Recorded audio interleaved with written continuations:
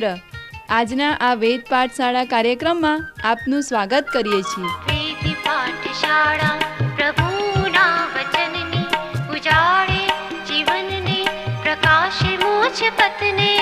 વેદ પાઠશાળા પ્રભુના વચનની ઉજાળે જીવનને પ્રકાશે મોજ પથને. વેદ પાઠશાળા. આ કાર્યક્રમ આપને પવિત્ર પુસ્તક બાઇબલનો પદ્ધતિસર અભ્યાસ કરવા મદદરૂપ બનશે.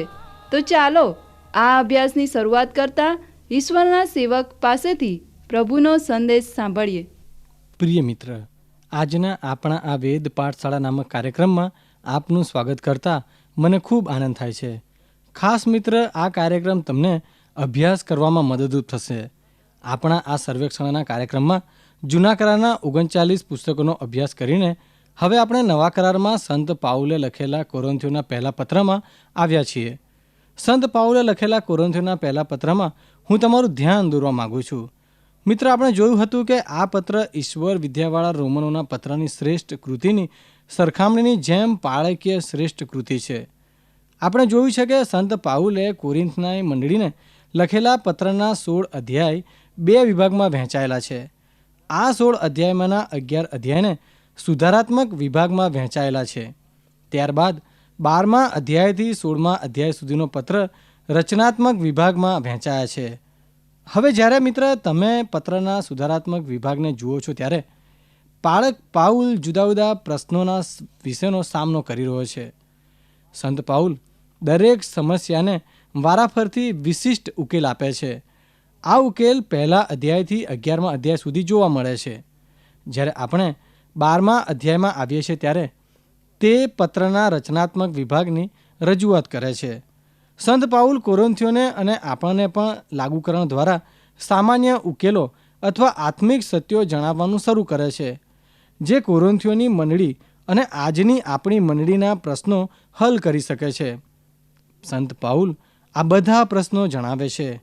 વિભાજન, અનૈતિકતા, એકબીજાને કોર્ટમાં લઈ જવા, લગ્નના પ્રશ્નો અને સમસ્યાઓ, મૂર્તિઓને ચઢાવવામાં આવતા બલિદાનોની સમસ્યા, મંડળીમાં સ્ત્રીના સ્થાન અંગેની સમસ્યા અને એથી વિશેષ પ્રભુ ભોજનની ગંભીરતાની સમસ્યા.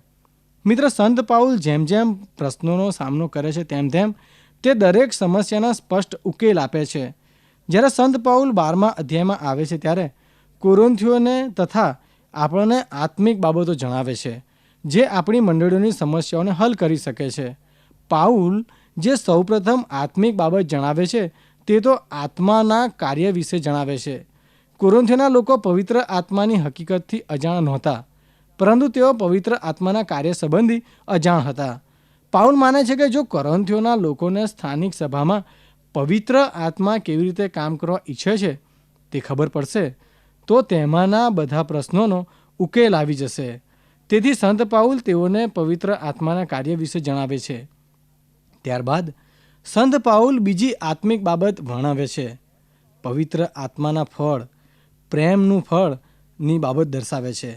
પાઉલ શીખવે છે કે તેઓની મંડળીની સમસ્યાઓનો સર્વશ્રેષ્ઠ ઉકેલ પ્રેમ છે. પવિત્ર આત્માના કાર્ય કરતાં પવિત્ર આત્માનું ફળ પ્રેમ વધારે સારું છે. મિત્ર, સંત પાઉલ કહે છે કે કોરિન્થીયોના લોકોના પ્રશ્નના ઉકેલ માટે પવિત્ર આત્માનું ફળ પ્રેમ શ્રેષ્ઠ રસ્તો છે. 14મા અધ્યાયમાં સંત પાઉલ જણાવે છે કે પવિત્ર આત્મા આપણને દાનો આપવા હોય અને પ્રેમ ઉત્પન્ન થયો હોય ત્યારે આપણામાં પ્રેમ જળવાવો જોઈએ. પાઉલ આ પત્રમાં કોરિન્થીયોને તથા આપણને મંડળીના ક્રમની એક આત્મિક બાબત વિશે જણાવે છે. સંત પાઉલ પુનરુત્થાનની આત્મિક બાબત વિશે શીખવે છે જે કોરિન્થીયોની મંડળીના પ્રશ્નો હલ કરી શકે છે. હવે જ્યારે તમે આ પુનરુત્થાનનો અધ્યાય વાંચો છો ત્યારે તમને ખાતરી થશે કે સંત પાઉલ અવિશ્વાસની સમસ્યાની વાત કરે છે. આ કોરિન્થીયોના લોકોને પુનરુત્થાન વિશે આશંકા હતી. સૌથી છેલ્લે સંત પાઉલ ખ્રિસ્તી કારભારીપણાની આત્મિક બાબત વિશે જણાવે છે જે ઈસુ ખ્રિસ્તની મંડળીઓની દુનિયાવી વસ્તુઓને સરખી કરી શકે છે. હવે મિત્ર, આપણે પહેલા કોરિન્થીયોનું સર્વેક્ષણ અથવા દ્રષ્ટિપાત કર્યો છે. હવે હું આ પુસ્તકના આ જુદા જુદા વિભાગોમાં ઊંડાણપૂર્વક જોવા માગું છું. સંત પાઉલને જે પ્રશ્નોનો સામનો કરવો પડ્યો તે એક સાથે જોઈશું. પ્રથમ 4 અધ્યાયોમાં સૌથી પ્રથમ પ્રશ્ન વિભાજનનો જોવા મળે છે. કોરિન્થીયોના વિશ્વાસીઓ નિરાશાજનક રીતે વિભાજિત થઈને તેઓના આગેવાનો પાછળ ઢળ્યા હતા. સંત પાઉલ વિભાજનની સમસ્યાને આ પ્રશ્ન ઉઠાવીને જણાવે છે કે શું ખ્રિસ્તનું વિભાજન થયું છે? તેઓની મંડળીમાં અને હાલની આપણી મંડળીઓમાં જે ભાગલા છે તે ઈસુ ખ્રિસ્તને કારણે નથી. મિત્ર, આપણે ઈસુ ખ્રિસ્તના સંબંધમાં વિભાજિત થયા નથી. આપણે આપણા પ્રેરિતો, આગેવાનો અને આપણા લોકોની બાબતમાં વિભાજિત થયા છીએ. લોકો સફળ થાય કે ન થાય, પણ તેના મૂળ વિશ્વાસ પિતર તરફ જવાની દલીલ કરતા હતા. જો તમે પિતર પાસે પાછા જાઓ છો માટે સાબિત કરો, તે બાબત તમને ખ્રિસ્તી બનાવતી નથી. તે બાબત તમને પિતરના અનુયાયી બનાવે છે. પિતર આપણા વિશ્વાસનું મૂળ અને શરૂઆત નથી, પરંતુ વિશ્વાસનું મૂળ અને સ્ત્રોત ખ્રિસ્ત ઈસુ છે. પિતર પોતે આપણને તે વિશે કહે છે. જ્યારે પિતર આપણને લખે છે ત્યારે તે બાબત સ્પષ્ટ કરે છે. સંત પાઉલ આ રીતે તેને જુએ છે. જો તમે વિભાજિત છો તો ઈશ્વર સાથેના તમારા સંબંધમાં અથવા તમારા આગેવાન સાથેના સંબંધમાં કંઈક ખરાબી છે. પાઉલ કોરિન્થીયોને તથા આપણને આપણા વિશ્વાસના સ્ત્રોત જે અવિભાજિત છે તેમના વિશે વિચારવાનું જણાવે છે. આપણા વિભાજનનું મૂળ અથવા સ્ત્રોત શું છે? મિત્ર, જ્યારથી મંડળી અસ્તિત્વમાં આવી ત્યારથી આપણામાં ભાગલા રહેલું છે અથવા તો ભાગલા પડેલા જેવું છે. લોકોનું એક જૂથ બદલાણ પામે છે. તેઓ બાપ્તિસ્મા લે છે અને સભામાં મળવાનું શરૂ કરે છે. તેમાંના અમુક લોકોને અલગ પ્રકટીકરણ થવાથી તેઓ અલગ થાય છે અને બીજું નામ આપે છે. તેમાંથી પાછું બીજું જૂથ ઊભું થાય છે, તેને પણ તેઓ અલગ નામ આપે છે. આમ આવું ચાલ્યા જ કરે છે. આવું મંડળીના ઇતિહાસની શરૂઆતથી બન્યું આવ્યું છે. આપણે સૌપ્રથમ ખ્રિસ્ત પર ધ્યાન કેન્દ્રિત કરવાનું છે અને ખાતરી કરવાની છે કે ખ્રિસ્ત વિભાજિત નથી. તેથી આપણે ખ્રિસ્ત વિશે વિભાજિત થવાનું નથી. આપણે એ બાબત પર ધ્યાન આપવાનું છે અથવા તો એ બાબત પર ધ્યાન કેન્દ્રિત કરવાનું છે કે ખ્રિસ્ત આપણામાં સર્વસામાન્ય છે. ત્યારબાદ આપણને અલગ કરનારી બાબતોને જોવાની જરૂર છે કે તેઓનું મૂળ શું છે અને તેઓનું મહત્ત્વ શું છે. પ્રિય મિત્ર, જ્યારે સંત પાઉલ મંડળીમાં ભાગલાના પ્રશ્નનો સામનો કરે છે ત્યારે તેની તરફેણ કરવા લોકોને સંબોધીને તે લખે છે. પાઉલ તેઓને પ્રથમ 4 અધ્યાયમાં તેની આગેવાની વિશે તથા તેની આગેવાનીમાં શું સમાયેલું છે તેના વિશે સુંદર બાબતો જણાવે છે.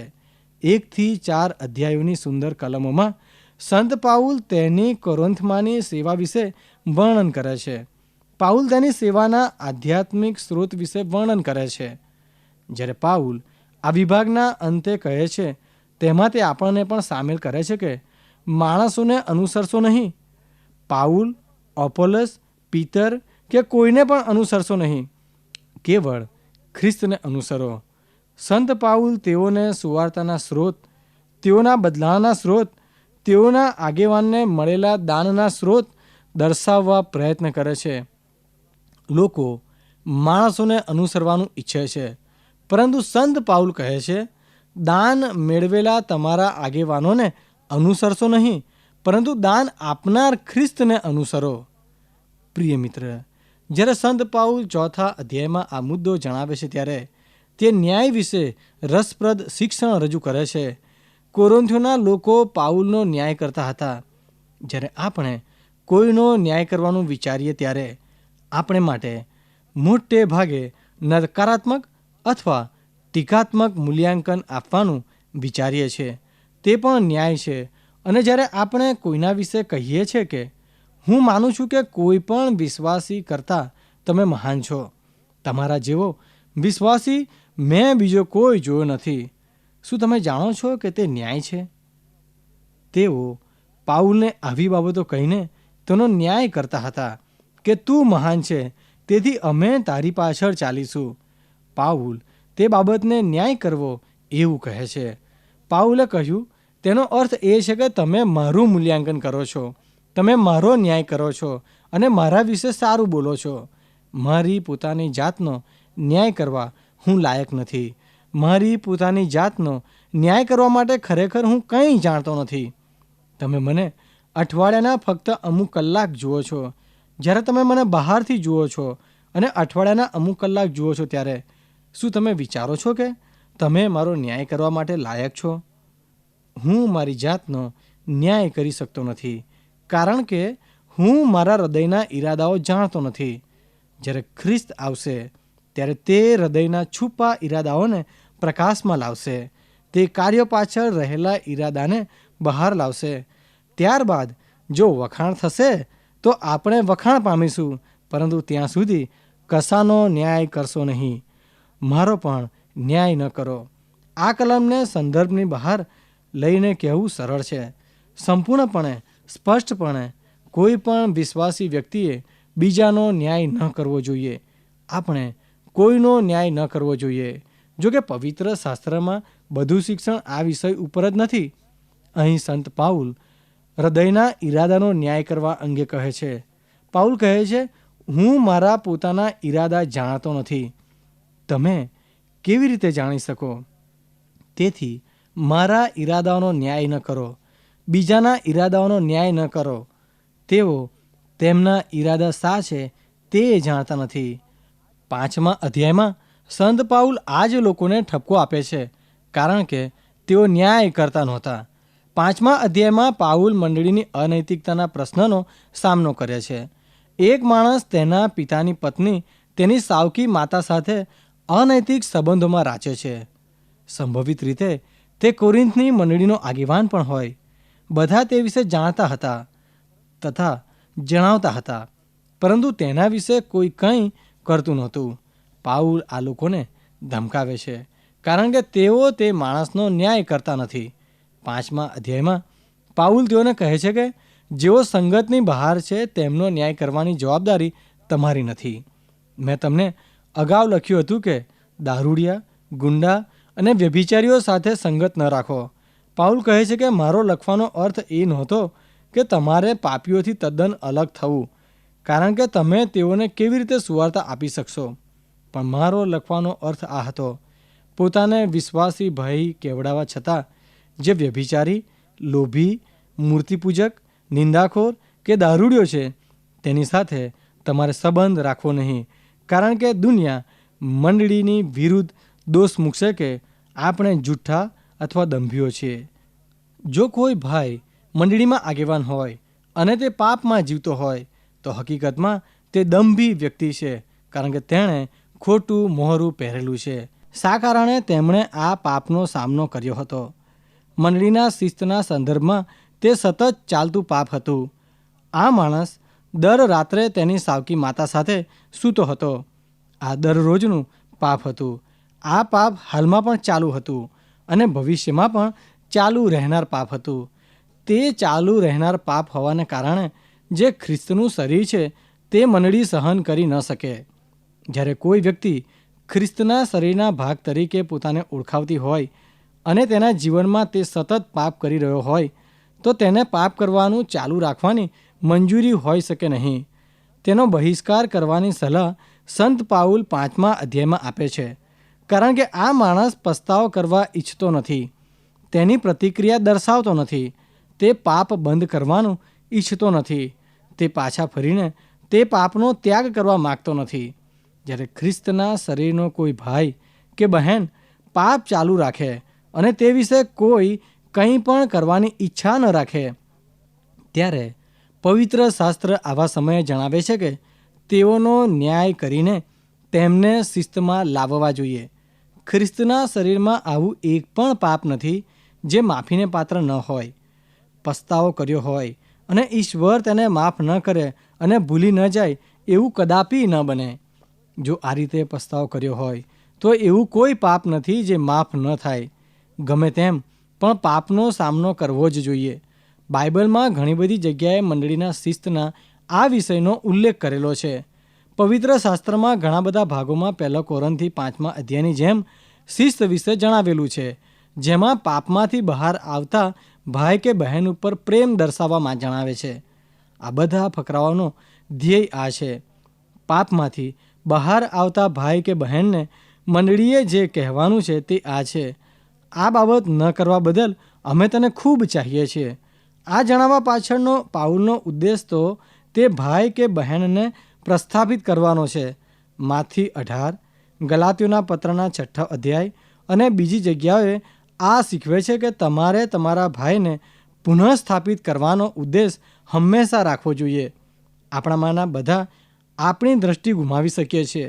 જ્યારે આપણે તેમ કરીએ છીએ ત્યારે ગીતશાસ્ત્ર 23માં આપણે જોયું હતું તેમ આપણો આત્મા તાજો થવો જ જોઈએ.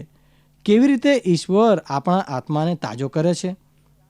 તે મારા આત્માને તાજો કરે છે. પોતાના નામની ખાતર તે મને ન્યાયપણાને માર્ગે ચલાવે છે. ઈશ્વર તે રીતે આપણા આત્માને તાજો કરે છે. ગલાતી 6માં જણાવ્યું છે તે પ્રમાણે, જો કોઈ કંઈ અપરાધ કરતા પકડાય તો તમારામાં જેઓ આત્મિક છે તેઓએ નમ્રતાપૂર્વક તેને પાછો સ્થિર કરવો. વળી તમારી પરીક્ષા ન થાય માટે તમે પણ સાવચેત રહો. ફરોશની જેમ અભિમાની વલણથી નહીં, પણ પ્રેમ ભાવથી અને નમ્રતાપૂર્વક તમે તે વ્યક્તિ પાસે જાઓ અને કહો, આ બાબતનો પસ્તાવો કરવો જ જોઈએ, કારણ કે તારે પ્રસ્થાપિત થવાનું છે. પવિત્ર શાસ્ત્ર કહે છે કે પાપીઓનો માર્ગ કઠિન છે.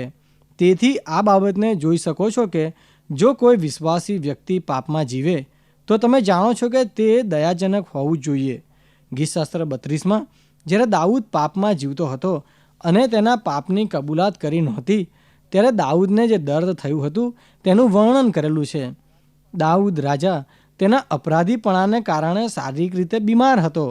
તમે આ બાબતને જોઈ શકો છો મિત્ર. જ્યારે કોઈ વિશ્વાસી પાપમાં જીવે છે ત્યારે તે દુઃખી હોય છે અને તેના પરિણામો ઘણા નકારાત્મક હોય છે. તેથી તેને પ્રેમ કરવા ઉપરાંત તેના આત્માની તાજગી માટે પણ તમારે પ્રાર્થના કરવી જ જોઈએ. 1 કોરિન્થીયોના 5મા અધ્યાયમાં તેના માટેની બાબતો આપણી પાસે છે. 1 કોરિન્થી 6 અધ્યાયમાં સંત પાઉલ એકબીજાને કોર્ટમાં લઈ જવાના પ્રશ્નોનો સામનો કરે છે. જેમ આપણે બીજા અધ્યાયમાં જોઈ ગયા તેમ પાઉલ માટે હંમેશા મુખ્ય બાબત પવિત્ર આત્મા હોય છે. પાઉલના આ બધા પ્રશ્નોના બધા શિક્ષણમાં પવિત્ર આત્મા આપણને જોવા મળે છે. કોરિન્થીયોના 6 અધ્યાયમાં તે કહે છે કે તમે આત્મિક લોકો છો, તમારી પાસે પવિત્ર આત્મા છે, તેથી તમે ઈશ્વરના વિચારો જાણો છો, તમને ખ્રિસ્તનું મન છે. હવે જ્યારે તમારામાં કંઈ પ્રશ્ન ઉદ્ભવે ત્યારે તમે કેવી રીતે અવિશ્વાસીઓ પાસે કોર્ટમાં જાઓ છો કે જેમની પાસે પવિત્ર આત્મા નથી અને કહો છો કે અમારા કરતાં તમે વધુ જ્ઞાની છો, અમે અમારા પ્રશ્નો ઉકેલી શકતા નથી, તમે અમને નિર્ણય જણાવીને ઉકેલ આપો. જેઓ દુનિયાવી રીતે કાયદાના જાણકાર છે પરંતુ પવિત્ર આત્મા જેમની પાસે નથી, તેના કરતાં મંડળીમાંના મોભાદાર વ્યક્તિ પાસે જવું તમારા માટે સારું છે. પાઉલનો એવો મતલબ નથી કે તમારે તમારા પ્રશ્નો માટે મંડળીમાંના જ્ઞાની માણસોને પસંદ કરવો જોઈએ. તે તો પાઉલનો કટાક્ષ છે. પાઉલ જે દર્શાવે છે તે આ છે: જો તમારામાંના 2 ભાગીદારોમાં વેપાર કરતા લોકો વચ્ચે કંઈ અણબનાવ હોય તો તેઓએ પાળક, મંડળીના આગેવાન અથવા જે વેપારનો જાણકાર હોય અથવા ખૂબ આત્મિક હોય તેની પાસે જવું જોઈએ. તેઓએ તેની સાથે વાતચીત કરીને તે આત્મિક માણસ પાસેથી ઉકેલ મેળવવો જોઈએ. પાઉલની પ્રેરણાદાયક સલાહનો આજે પણ અમલ થવો જ જોઈએ. મિત્ર, 6 અધ્યાયના પ્રથમ ભાગમાં આ મુદ્દાનો સામનો કરીને અધ્યાયના અંતમાં પાઉલ કોરિન્થની મંડળીમાંના અનૈતિકતાના વિષય ઉપર ફરી પાછો આવે છે. સંત પાઉલ એક મહાન લેખક હતો. તે એક વિષય પર લખે છે અને પછી બીજા વિષય પર જાય છે, ત્યારબાદ ફરીથી પોતાના મૂળ વિષય ઉપર પાછો આવે છે. ધ્યાન રાખજો મિત્ર, 5મા અધ્યાયમાં સંત પાઉલે મંડળીમાં ચાલતા અનૈતિકતાના વિષયને લીધો હતો. ત્યાર પછી તે કોરિન્થના લોકો એકબીજાને કોર્ટમાં લઈ જતા હતા તે વિશે જણાવે છે. ત્યારબાદ તે ફરીથી પાછો અનૈતિકતાના વિષય ઉપર આવે છે. બીજા શબ્દોમાં કહીએ તો સંત પાઉલ 5મા અધ્યાયમાંના વિચારને મુકદ્દમાના પ્રશ્ન 6 અધ્યાયમાં ચાલુ રાખે છે. જ્યારે તે અનૈતિકતાના વિષય પર પાછો આવે છે ત્યારે સંત પાઉલ શું કહે છે? શું તમે તે જાણતા નથી કે અનૈતિક માણસોને ઈશ્વરના રાજ્યમાં કોઈ ભાગ નથી? પોતાને છેતરશો નહીં. વ્યભિચારીઓ, મૂર્તિપૂજકો, વિલાસીઓ, સજાતીય સમાગમ કરનારા, ચોર, લોભી, દારૂડિયા, નિંદાખોર કે ગુંડાઓ કે એવા બીજા કોઈ ઈશ્વરના રાજ્યમાં જઈ શકશે નહીં. તમારામાંના કેટલાક તો એવા હતા, પણ ઈશ્વરના આત્માથી અને આપણા પ્રભુ ઈસુના નામની મારફતે તેમને પાપમાંથી શુદ્ધ કરવામાં આવ્યા છે. આ બાબત સુવાર્તા વિશેની ઉત્તેજનદાયક બાબત છે. સંત પાઉલે આપણને 6 અધ્યાયમાં જે જણાવ્યું છે તે પ્રમાણે કોરિન્થની મંડળીમાં જઈને લોકોને સુવાર્તા આપી તે પહેલાં લોકોનો વિચાર કરો. જેમ રોમનોને લખેલો પત્ર પાપીઓ જેવા લોકોને ઉદ્દેશ્યો છે, તેમ કોરિન્થીઓનો પત્ર સંત પાઉલ કોરિન્થમાં ગયો તે પહેલાં જેવા લોકો હતા તેમને ઉદ્દેશ્યો છે. તેઓ હવે પહેલાં જેવા નથી. તે ચમત્કાર છે. તેઓ શુદ્ધ થયા છે. તેઓ નવો જન્મ પામ્યા છે. તે જ સુવાર્તાનો ચમત્કાર છે. પહેલા કોરિન્થીના 6 અધ્યાયમાં ઈસુ ખ્રિસ્તની સુવાર્તાની ઈશ્વરના સામર્થ્ય વડે સ્ત્રી પુરુષોના જીવનોના ઉદ્ધાર કેવી રીતે કરે છે તે બાબતને તમે જોઈ શકો છો. સંત પાઉલ કોરિન્થના 6 અધ્યાયમાં કોરિન્થીઓને બીજી વાર અનૈતિકતા વિશે કહે છે. કોરિન્થના વિચાર કયા હતા તે આ બાબત બતાવે છે. જેમ તેઓ કોરિન્થમાં જીવતા હતા તેમ તેઓ જીવે છે. એ ગ્રીક રૂઢિપ્રયોગ હતો. તે લોકો હજી પાપમાં હતા તેવું જણાવે છે. તે તમને કહે છે કે કોરિન્થીઓનું જીવન કેવું પાપમય હતું. જો આજે પણ તમે ત્યાં જાઓ તો ભૂસ્તર શાસ્ત્રીઓના ખોદકામને પરિણામે તમે જોઈ શકશો કે તેઓ કેવા અનૈતિક હતા. જ્યારે આપણે તે વિશે વાંચીએ છીએ અને જ્યારે પાઉલ અનૈતિકતાનો સામનો કરે છે ત્યારે પાઉલ તેઓને કહે છે ખોરાક પેટને માટે છે અને પેટ ખોરાકને માટે છે. એ તો સાચું છે, પણ ઈશ્વર એ બંનેનો નાશ કરશે. માનવી શરીર વ્યભિચાર કરવા માટે બનાવ્યું નથી. કોરિન્થીઓના લોકો એવું વિચારતા હતા કે પેટ ખોરાકને માટે અને ખોરાક પેટને માટે છે, તેમ શરીર વ્યભિચાર માટે છે.